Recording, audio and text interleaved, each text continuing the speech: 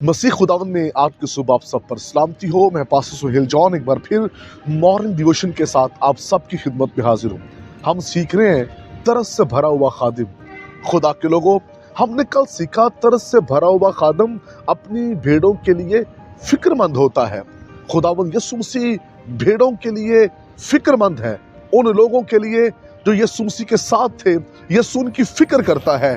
और याद रखिए, तरस से भरा हुआ खादम ही अपना हाथ बढ़ाता और बरकतें जारी होती हैं। यह बड़ा जरूरी है कि खादम अपनी भेड़ों के लिए हाथ उठाए।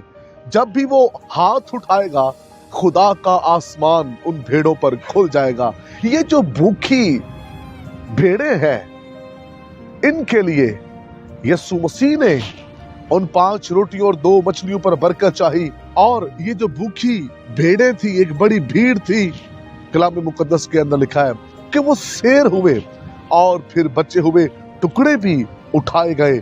खुदा के लोगों, तरस से भरा हुआ खादिम अपनी भेड़ों को खाली वापस नहीं जाने देता।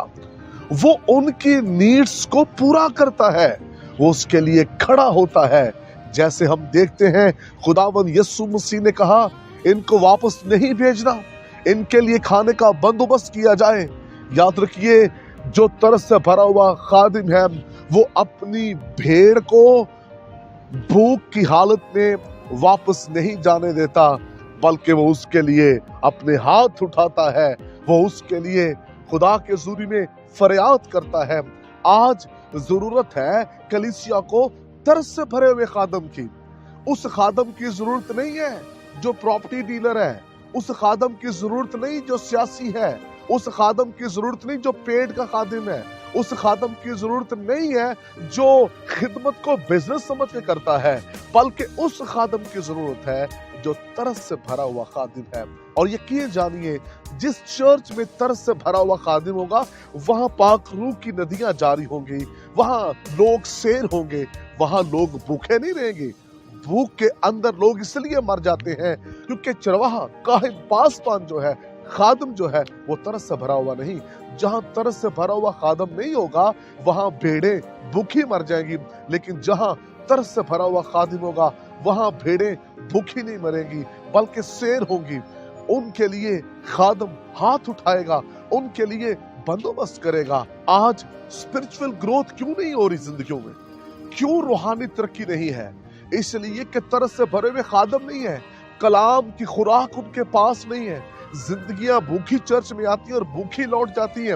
वही रट्टी रटाई बातें, वही स्टोरियां, वही कहानियां लोगों को बताते हैं, और इससे कोई भी रूहानी ग्रोथ नहीं होती।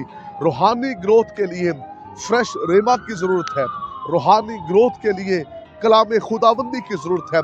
हर रोज कलाम की नई बातों की जरूरत है, और इससे भेड़ ताकतवर होती है, चर्च तरक्की करता है। जरूरी है खादम तरस से भरा हुआ हो और वो भेड़ों के लिए कलाम खुदा को मांगे, ताकि खुदा के कलाम की वसीला से भेड़ें सैर हों। आज सुबह इस बात को याद रखिए, खादम तरस से भरा हुआ होना चाहिए और वो भेड़ों को खाली जाने ना दे, वो भेड़ों को भूखा रहने ना दे, बल्कि उनकी बेहतरीन परवरिश करे, उनकी फिक्र करे, उनके लिए हाथ उठाए। और यकीन जानिए, भेड़ें सैर होगी, भेड़ें खुदावंद की कुदरत को देखेंगी। जरूरी है कि खादम भेड़ के लिए फिक्रमंद हो। खुदा इस कलाम के वसीला से आप सबको बरकत दे। मेहरबान वफादार खुदा, आज सुबह मिन्नत है, जितनी जिंदगियां कलाम सुन रही हैं, वो बरकत पाए और सेहतमंद हो जाए, और तुझे जलाल मिले और तू बढ़ता जाए। यीशु नाम, आमीन।